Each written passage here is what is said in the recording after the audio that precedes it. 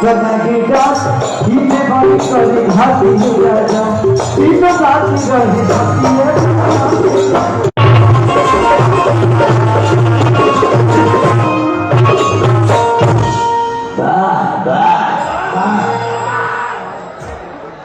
अच्छा लगा ना?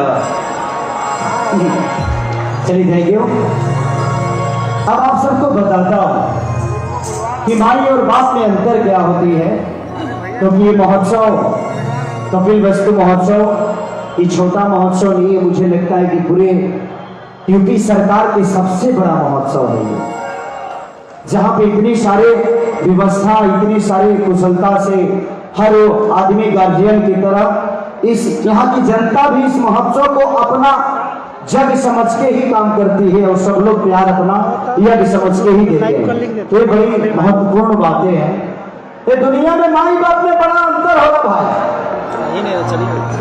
तू अपना माई लगे कितना मोटा के जा। आज से 1 महीना पहले हमारे माई कहा तरीका कि रे बाबू के बड़ा दुबुरा गई बड़े, पहले से थोड़ा समय स्लिम हुआ हो।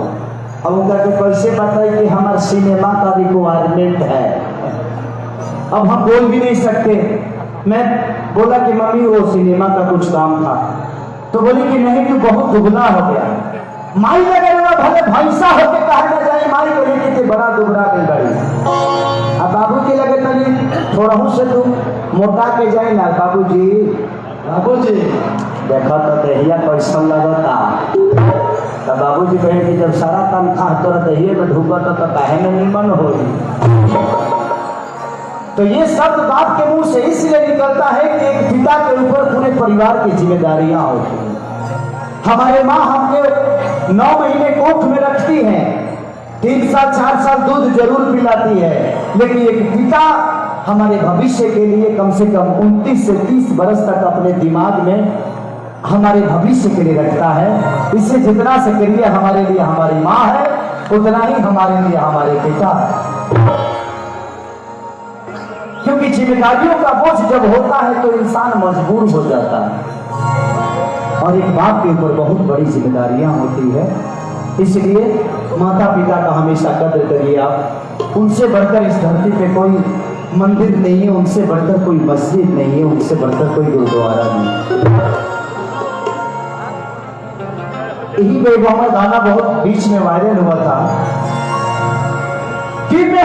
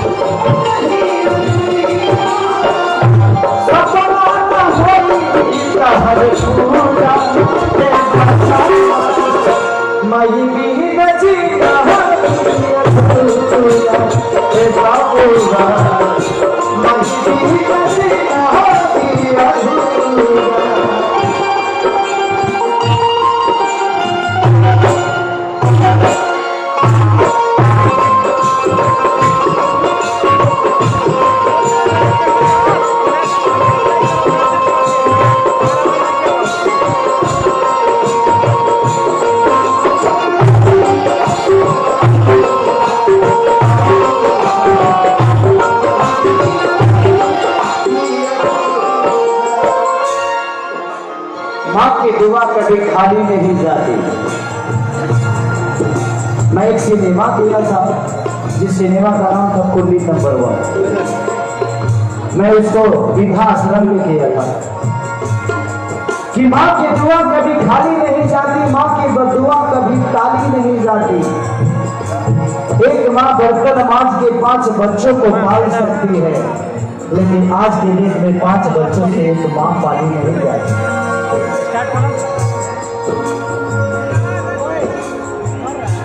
अपने न खाइए तो हक देखिए,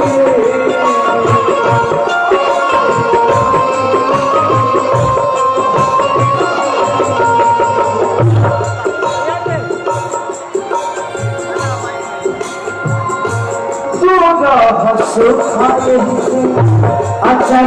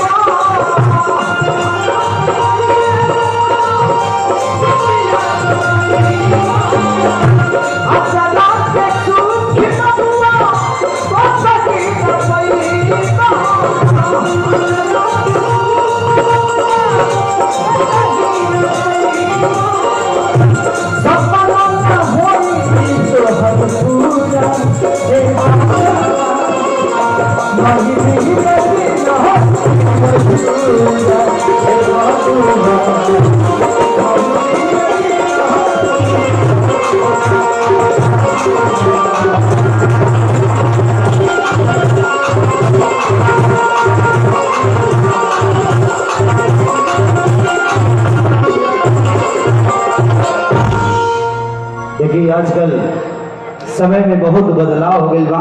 अगर अपने माँ से प्यार करते हैं तो ताली जरूर बजना चाहिए। ऐसा माहौल है, इसलिए मैं ऐसी ऐसी चीजें गा पा रहा हूं। न तो एक भजन के बाद तो लोग बता देगा कि क्या खेसारियों खत्म हो गई बा कुछ दावता, लेकिन ऐसी माहौल है, ऐसे लोग हैं, सुनने वाले लोग हैं, तो मुझे भी अच्छा लग रहा है कि नहीं यार मुझे भी कुछ ऐसा करना चाहिए, क्योंकि मैं कर सकता हूँ, सुनने वाले होने चाहिए, है ना।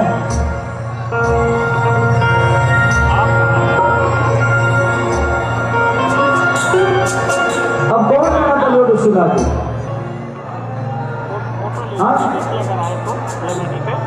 कि ये बबुआ के खुशी को के तैयारा में दोबारा कि हमारा जवानी के कहानी बदलार के हो छोड़ के जुगार कि जब चाहता रे बाबू ते तो कोई बेहना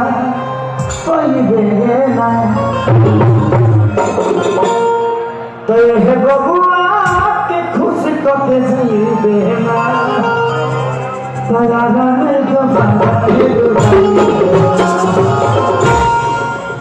लेकिन इसमें लड़की का डिबेट है, इसलिए कोई सिंगल गाना बताइए जिसके लिए आपको गाना जो कि इस माहौल को भी सेट करे। ठीक है,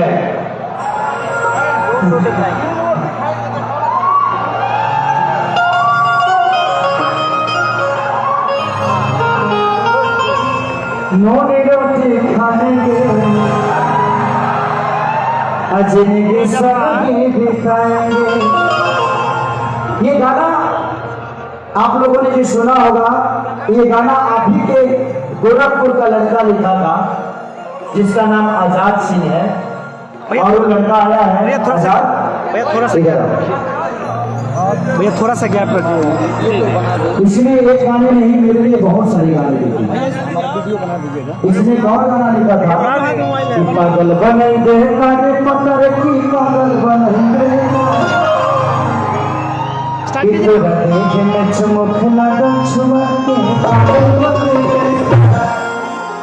इस भाई के लिए जोरदार ताली बजाइए।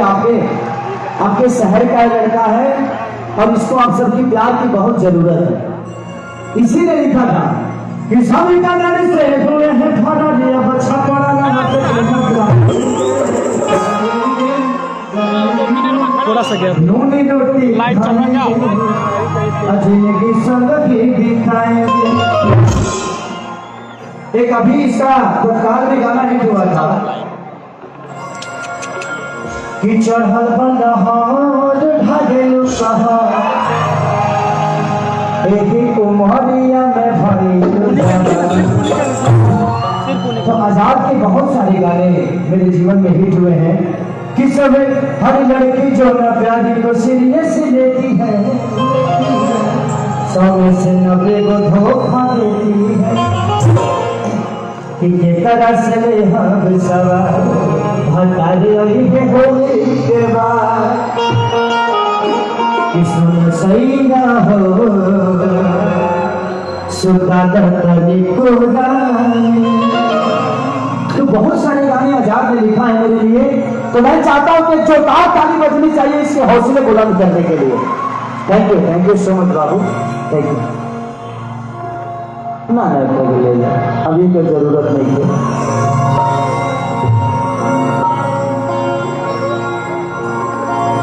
धो दे लो लोग सब, बहुत दिन हो गया, बहुत दिन हो गया उसको गाए हुए।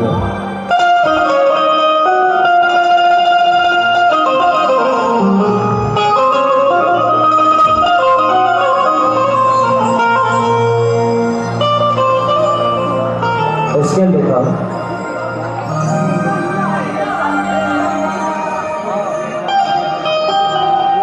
हाँ खत्म नहीं हो, खत्म करी एक कोरोना में तो नहीं रहा तो ठीक रही, जल्दी से निगेटिव हो जाए।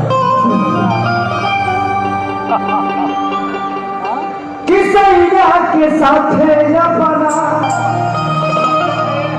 अब ससुराल जाएंगे। एक बढ़ाई दे।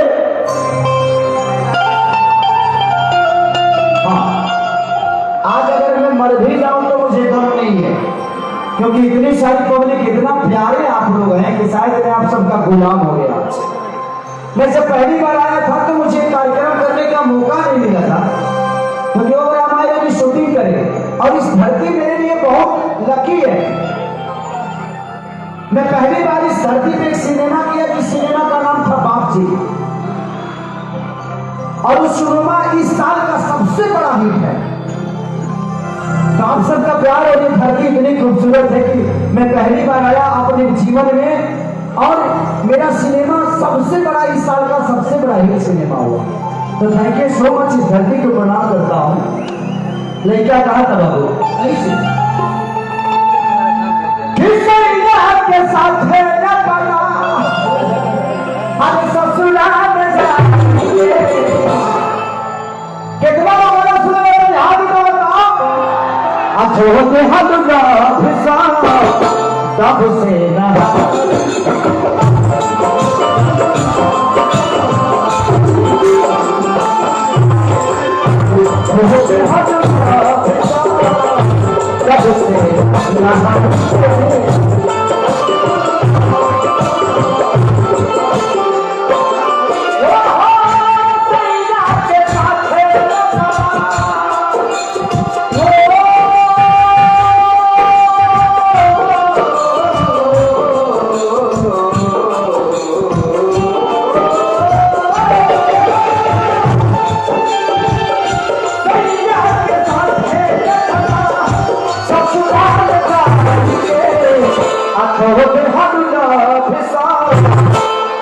से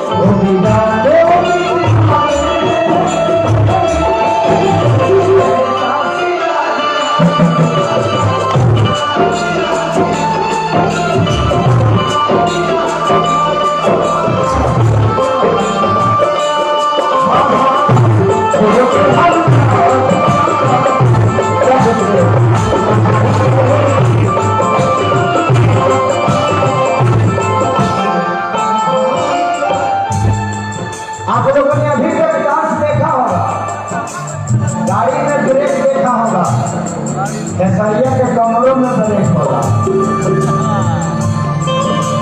लड़का कहा था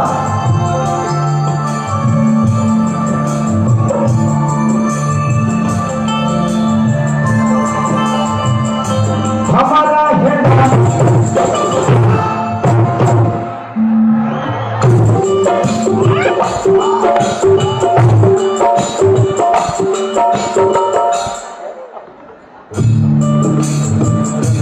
हमारा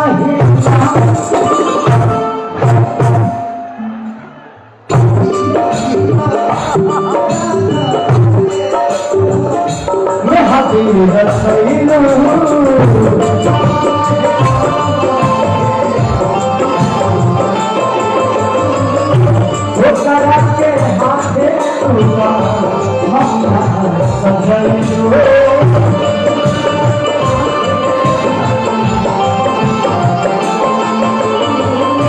हमारा ही नाम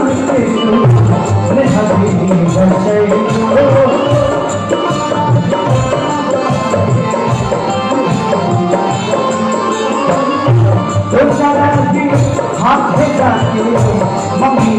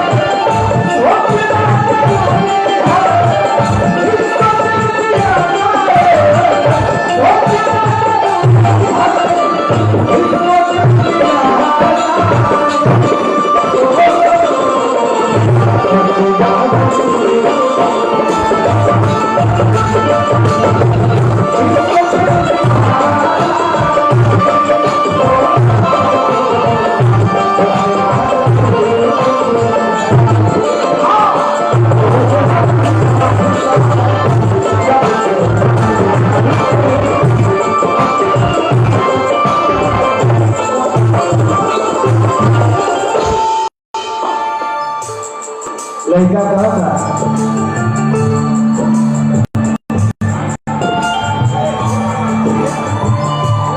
राजा में कौन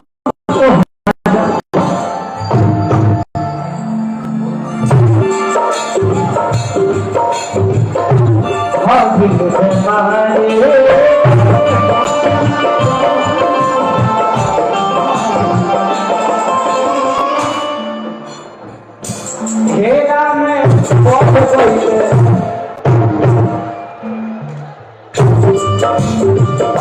जब कहता है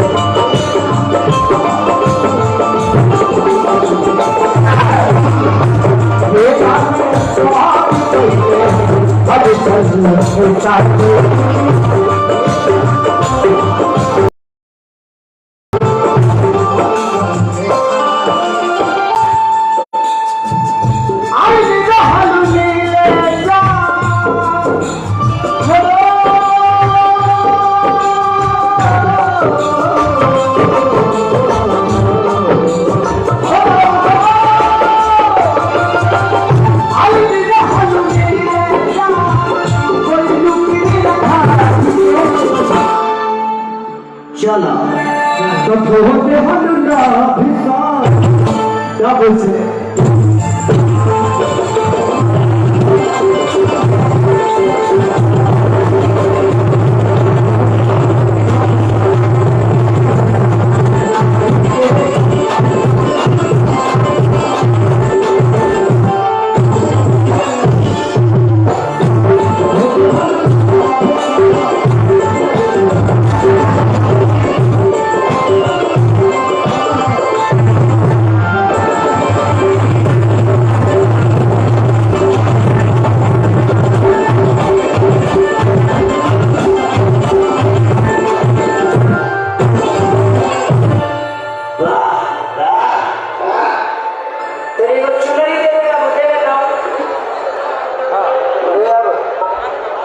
आदेश नहीं खेलना हमारे कुछ करेंगे करेंगे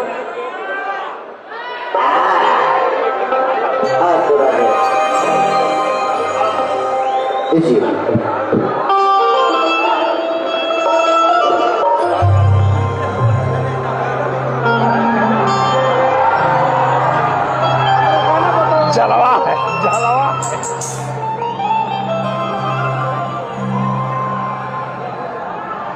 देखा आँख मत मारो तू जौन हम जौन हमहू भाई दोसर पार्टी मत बुझी हो दोसर मत बुझा हाँ हृदय सर में ना है ना ये बिल्कुल को सब छुड़ा जाए आई हम यहाँ के खिस्सा कहा जाला कि जहाज से तहां से ना करे तो मरद पैसा हमारे यहाँ के शेक्सपियर कहे जाने वाले भिखारी ठाकुर चाचा स्वर्गीय भिखारी ठाकुर एगो नाच के पार्टी चला के और भोजपुरी के शेक्सपियर कहा गई है हमने के ऐसा सौभाग्य नहीं थे बट अगर आपको उपलब्धि मिलती है तो कोशिश करिए दुनिया कहती है कि हमें राम जैसा बनना है राम के विचारधारा ऐसे थे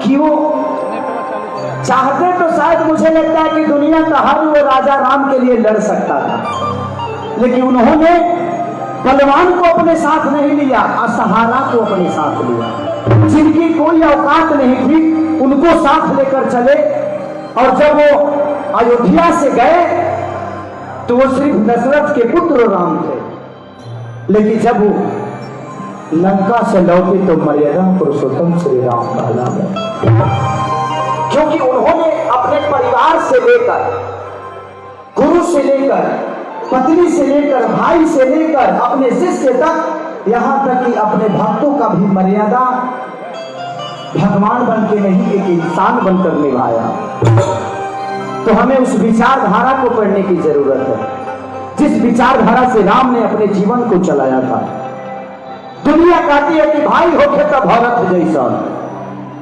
जबकि लक्ष्मण जी उनके साथ थे। भगवान राम के साथ भरत नहीं, लक्ष्मण थे। उस जंगल में सोना, बिना खाए पिए, विदाउट व्यवस्था, लक्ष्मण जी भगवान राम के साथ थे। लेकिन दुनिया भाई होके तो भरत जी सकता है बोलेला। उसका रीजन ये है कि लक्ष्मण के पास व्यवस्था नहीं था, इसलिए वो अपने भाई के साथ थे। लेकिन भरत के पास तोशक था, तकिया था, रजगदी था, खाने की सामग्री थी, साथ में रहने वाली बीवी थी। लेकिन उन्होंने ये कहा कि जब मेरा भाई सब इस चीजों से वर्जित है तो मेरे लिए ये जरूरी नहीं है। अच्छा, वो भूख लागल होखे, वो लगे खाना होखे तो बर्दाश्त करो, लेकिन किसी के लिए आप उस अगर भोजन को छोड़ देते हैं तो त्याग उसको करते हैं। अगर केहू लगे खाने नहीं थे और खाना नहीं खे खा दो, जब खाना नहीं खा तो लक्ष्मण जी वहां थे कि उनके पास खाना नहीं था। जब समुद्र में पत्थर फेंकने की बारी आई तो हर आदमी ने पत्थर फेंका। भगवान राम के नाम से सबने पत्थर फेंका और पत्थर तैरता गया। भगवान ने बोला कि यार आप लोग पत्थर फेंक रहे हो, मैं भी चाहता हूं कि मैं भी फेंकूं, मैं भी एक पत्थर को छोड़ू समुद्र में। हनुमान जी ने बोला कि ठीक है प्रभु, अगर आप चाहते हैं तो उस पत्थर को छोड़िए। भगवान ने जब पत्थर को समुद्र में छोड़ा तो पत्थर डूब गया। तो भगवान राम ने पूछा कि हनुमान, सब लोग फेंक रहे, पत्थर छोड़ रहे हैं तो पत्थर तैर रहा है, मैं छोड़ा तो डूब गया। हनुमान का यही शब्द था कि भगवान आप जिसको छोड़ेंगे वो डूब ही जाएगा, क्योंकि हमारा विश्वास आप हो, आपका विश्वास कौन है? इसलिए हम आपके भरोसे अपने पत्थर को छोड़ रहे हैं। आप किसके भरोसे इस पत्थर को छोड़ रहे हैं? तो कर्म ऐसी चीज है कि दुनिया को पत्थर में भी विश्वास जगा देती है। भगवान राम भगवान बन के इस धरती पे नहीं आए थे। भगवान राम एक इंसान बनकर आए थे। उन्होंने कर्म इतना बढ़ा दिया कि उस पत्थर में भी हमारा विश्वास जग जाता है और उस पत्थर को हम भगवान मान के पूज लेते हैं। हम भी इंसान हैं। जीवन में अगर किसी का हेल्प करना हो तो राम की तरह एक बार सोच के देखना। मुझे नहीं लगता कि इस दुनिया में आपका कोई दुश्मन होगा। उन्होंने दुश्मन को भी सराहा है, दुश्मन को भी वो सम्मान दी है, दुश्मन को लताड़ा नहीं है, दुश्मन को नीचा नहीं दिखाया। जब रावण को उन्होंने मार दिया, मारने के बाद लक्ष्मण को बोले कि लक्ष्मण जाओ रावण से कुछ ज्ञान ले लो, तो उन्होंने दुश्मन से भी सीखने का काम किया। हम तो अपने भाई को दुश्मन बना लेते हैं। एक राम की, और आप लोग सब लोग रामायण पढ़ते होंगे और सुने भी होंगे। आज के डेट में वो त्रेता था, त्रेता में भाई अगर वन चला गया तो भाई ने गद्दी छोड़ दी। आज अगर भाई के सर्दी हो जाओ तो लोग माना होता कि भाई कोरोना में जल्दी उठा ले लेते, सब धन हमारे हो जाओ। ये दुनिया है, ये लालच है। तो जहां लालच होती है वहां प्यार नहीं होता, जहां प्यार होती है वहां लालच नहीं होता। तो जिंदगी में भगवान राम की विचारधारा को जो दुनिया में अपना लिया, वो शायद मुझे नहीं लगता कि वो कभी मर सकता है, वो अमर हो जाता है। देखा बाबू, थैंक यू सो मच। ऐसे ही प्यार दीजिए, वहीं से दे दीजिए। Thank you, love you. देखा कि पति परदेश जाता है, बेचारी कहते कि राजा कुछ दिन के छुट्टी ले ली, ठंडा चला था, बड़ा वियोग में हो दिया क्या कर दिया बाबू।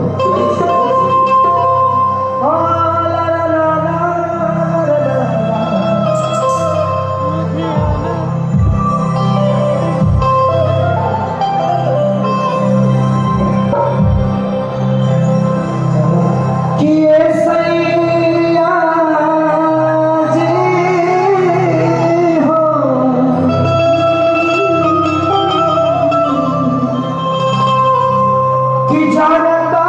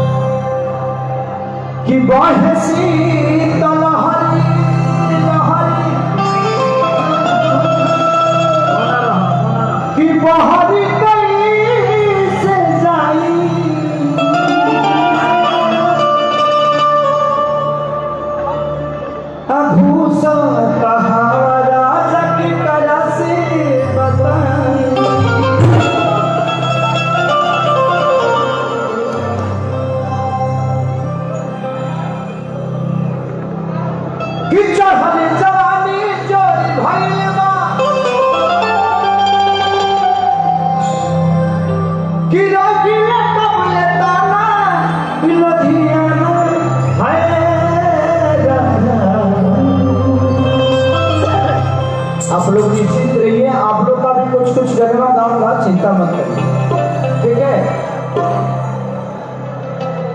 हाँ बाबू,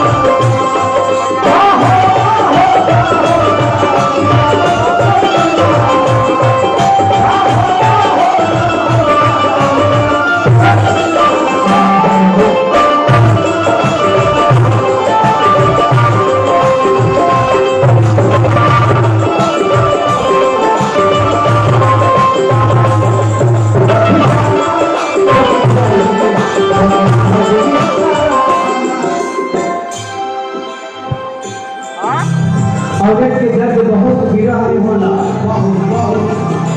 हमनी के 3 साल अपना मेहरारू से पढ़ ले लिया, लेकिन हमनी के समझ में ना आई, इससे हमनी के ऊपर बहुत ज्यादा जिम्मेदारी होला। लेकिन औरत के श्रृंगार, शौक, अरमान, ओकर जिए के आसरा, एक चीज अपना पति से ना जुड़ा रहा, दुनिया का हर वो खुशी एगो पत्नी के एगो पति से जुड़ा रहेला, और कहीं के वियोग बड़ा होला। और ये कहा दिया